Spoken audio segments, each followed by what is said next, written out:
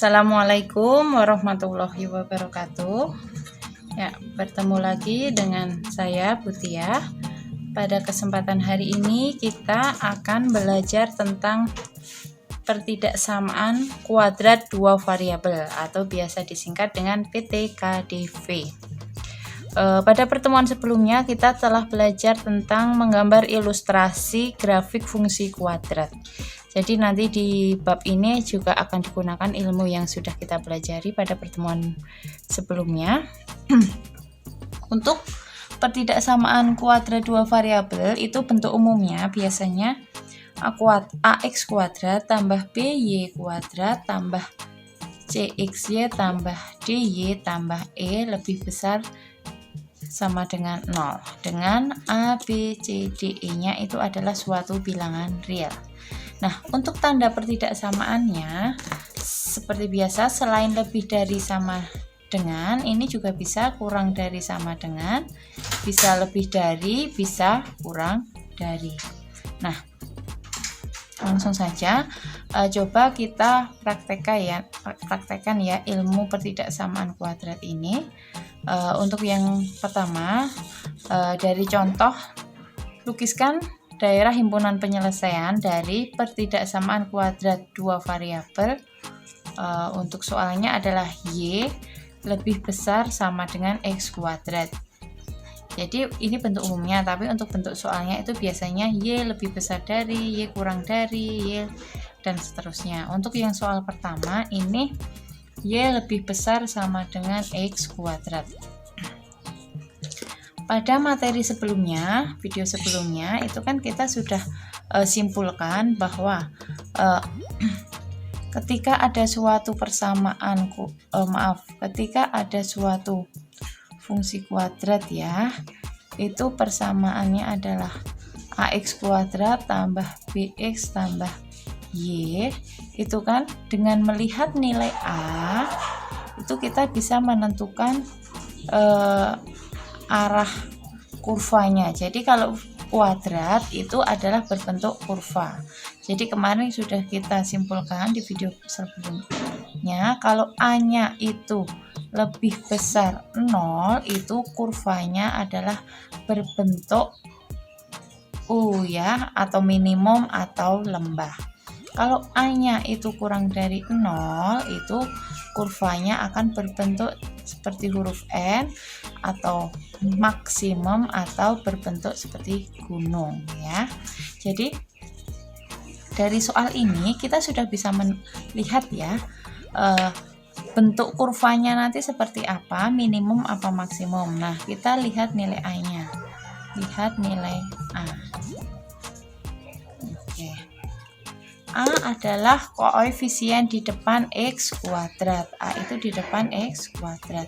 Berarti di sini A-nya berapa? A-nya itu 1. 1 itu adalah lebih besar 0. Berarti gambarnya adalah minimum ya. Jadi seperti ini kalau nanti kita gambarkan. Oke. Nah, seperti ini ya nanti kalau kita gambarkan.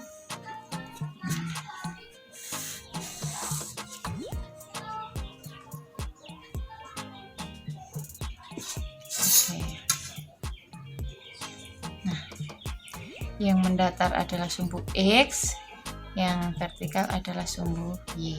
Nah, karena dia itu X kuadrat, tidak ada variabel yang X atau konstantanya, berarti X kuadrat dia itu berarti maksimum minimumnya itu pasti di sumbu 0,0 ini ya. Tinggal kita buat kurva.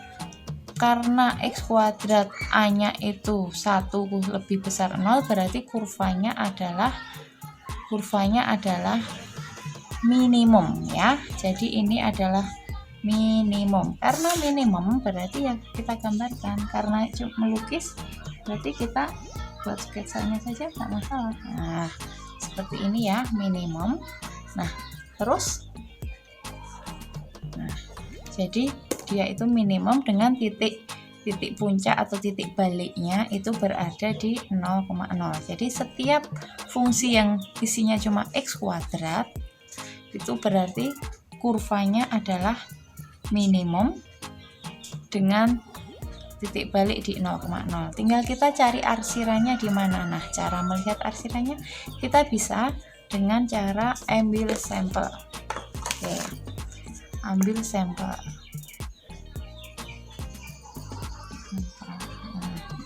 Misalnya kita ambil sampel, ini cara satu ya, cara pertama. Kita ambil sampel. Misalnya kita tentukan salah satu titik ya, titik sembarang. Misalnya di sini adalah titik, misal sini adalah titik 2 ya, 1. Nah, di sini kita ambil sampel di sini ya. Berarti kalau di garis itu berarti sampelnya adalah 0,2. Kita masukkan. Y-nya berarti kan ini X, ini Y. Y-nya adalah 2. 2 apakah lebih besar dari 0 kuadrat? 2 apakah lebih besar dari 0? Hasilnya apa? Nah, hasilnya adalah ya. Karena ya berarti daerah sini benar merupakan DHP-nya. Jadi ini adalah DHP-nya. Oke ya. Jadi ini adalah DHP. Untuk cara kedua bisa juga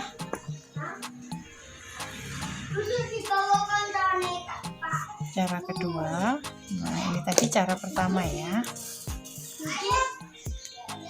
Oke.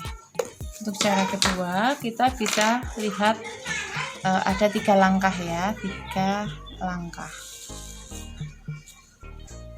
3 langkah. Yang pertama, cek koefisien Y. Koefisien Y-nya apa? Koefisien Y-nya adalah, kan soalnya ini, berarti koefisien Y-nya adalah positif. Oke. Langkah kedua adalah tanda soal itu lebih besar dari, karena lebih besar dari itu berarti positif. Nah, yang ketiga adalah hasil kalinya.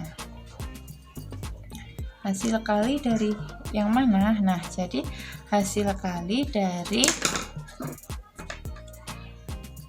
ini ya.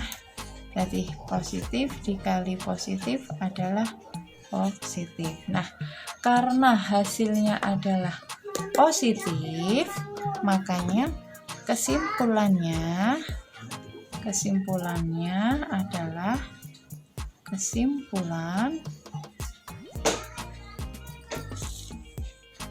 daerah himpunan penyelesaiannya adalah di atas kurva Y sama dengan X kuadrat. Jadi dari sini kalau kesimpul hasil kalinya di sini ya, catatan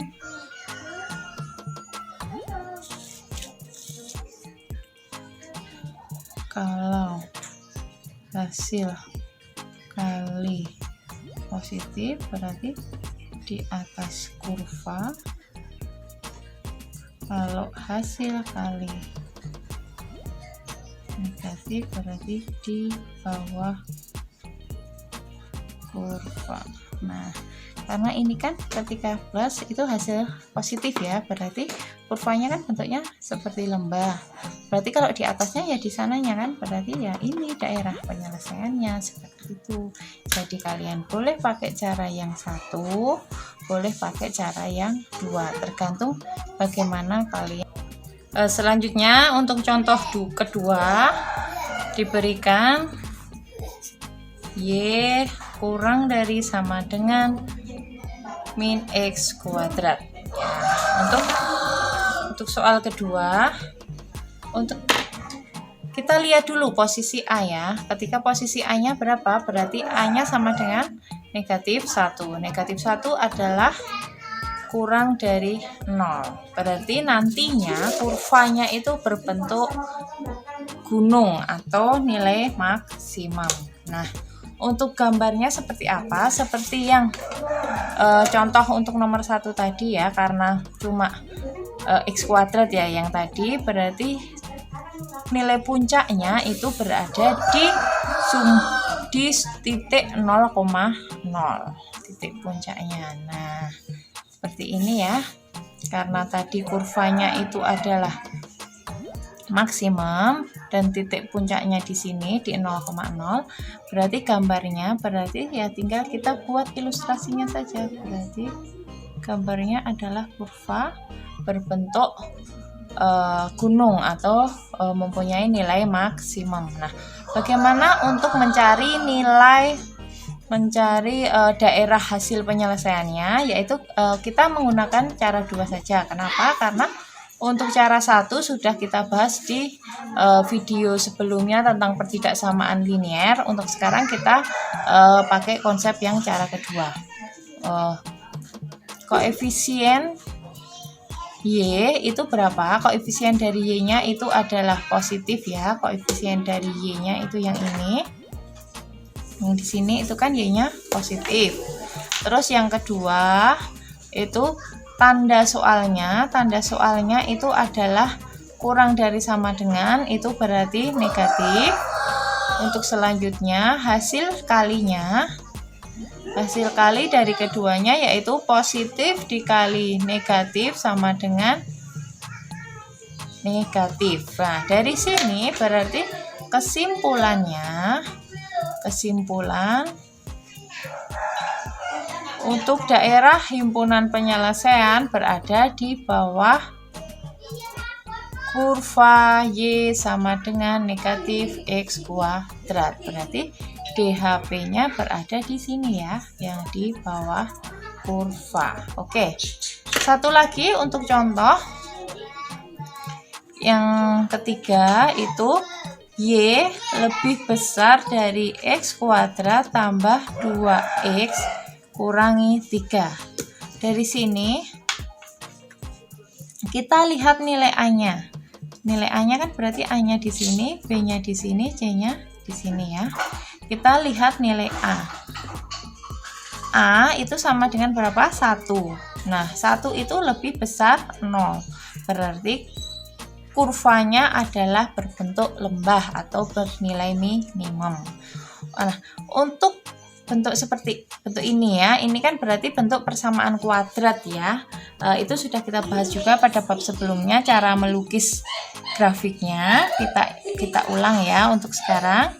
Untuk yang pertama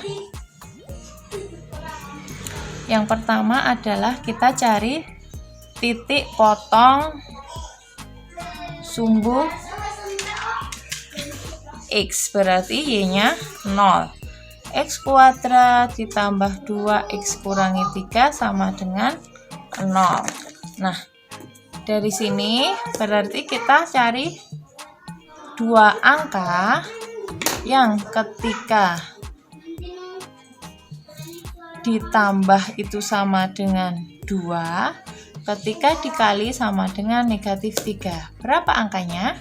Kita cari. Faktornya 3 itu berapa? Kan 3 itu 1 kali 3 ya. Tapi kalau faktornya 1 kali 3. Maaf. 3. Nah, tapi biar jadi plus 2 itu bagaimana? Oh, berarti ternyata satunya negatif gitu kan. Nah, biar hasilnya 2 berarti dari sini ini X, sini min 1, sini plus 3 ya. Nah, dari sini berarti kita faktorkan. Berarti X kurangi 1 sama dengan 0, X-nya sama dengan 1, atau X plus 3 sama dengan 0, X-nya sama dengan min 3. Dari sini 1,0 titiknya, yang kedua min 3,0. Nah, sudah ketemu. Untuk yang langkah kedua, kita cari titik potong dengan sumbu Y, berarti X-nya sama dengan 0. Berarti bagaimana? Berarti Y sama dengan 0 kuadrat tambah 2 kali 0 kurangi 3. Berarti Y sama dengan negatif 3. Berarti titik potongnya adalah 0, negatif 3. Selanjutnya yang ketiga adalah titik puncak. Titik puncaknya kita cari XP. XP adalah min B per 2A ya. Dari sini, dari atas ini ya. Berarti kita cari ABC-nya. A sama dengan 1, B sama dengan 2, C sama dengan negatif 3. Oke, berarti dari sini berarti B-nya negatif 2 dibagi 2 kali 1, hasilnya negatif 1. XP ketemu, YP-nya berapa? Cara tergampang adalah dimasukkan di persamaan. Di negatif 1 kuadrat tambah 2 kali negatif 1 kurangi 3. Negatif 1 kuadrat 1 tambah 2 kali negatif 2. Negatif 2, negatif 3 sama dengan negatif 4. Berarti titiknya adalah negatif 1, negatif 4. Oke. Untuk selanjutnya, nah, kita buat gambar ilustrasinya ya, ilustrasinya. Oke. Ilustrasinya kita buat gambarnya. Nah.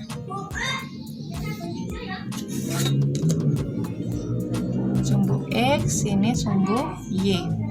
2, 3, 1, 2, 3, 2, 3, 4 dan seterusnya ya. 2, ini seperlunya saja. Nah, titik pertama kita cek, coba lihat. Titik pertama adalah 1,0. Berarti di sini ya, 1 min 3,0, min 3-nya di sini. Yang kedua 0, min 3, 0-nya di sini, min 3-nya di sini, berarti min 3-nya ada di sini. Untuk titik puncaknya itu min 1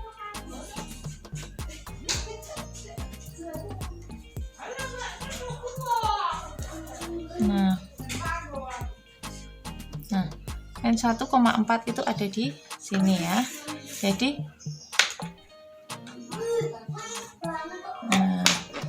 min 4-nya ada di sini. Dari sini berarti gambarnya tinggal kita hubungkan ya.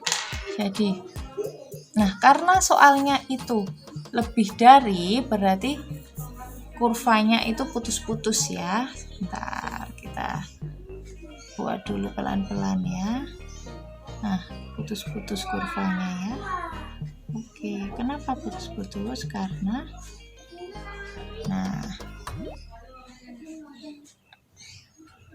oke, jadi kurvanya putus-putus. Kenapa?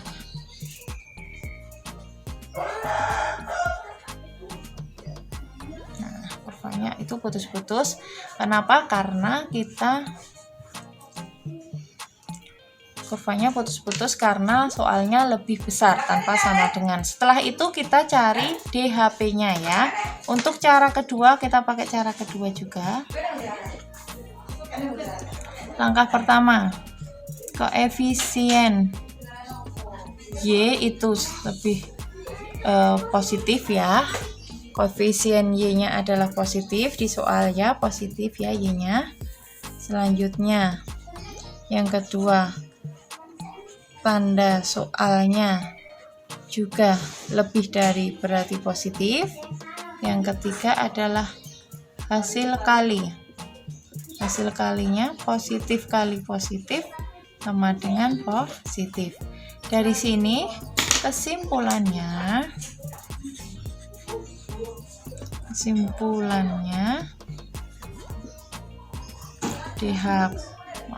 DHP berarti di atas kurva Y sama dengan X kuadrat tambah 2X dikurangi 3. Jadi DHP-nya di sini ya. DHP-nya di sini. Tinggal kita arsir. Oke. Ya, seperti ini ya. Jadi karena kesimpulannya positif berarti DHP berada di atas kurva seperti ini. Oke, untuk yang terakhir adalah latihan soal. Ada 2 soal. Yang pertama, Y kurang dari sama dengan X kuadrat tambah 2X kurang 15. Yang kedua, Y lebih besar sama dengan negatif X kuadrat tambah 2X tambah 8. Silahkan dikerjakan, dicoba. Khususnya untuk nomor 2, ini pemfaktorannya nanti biar gampang semuanya dikali dengan min 1. Nanti jadinya X kuadrat kurangi 2X kurangi 4. Tapi untuk cara yang lain sama. Silahkan dikerjakan dengan tahap membuat sketsanya seperti pada video sebelumnya. Terima kasih, mohon maaf jika ada kesalahan. Semoga bermanfaat. Wassalamualaikum warahmatullahi wabarakatuh.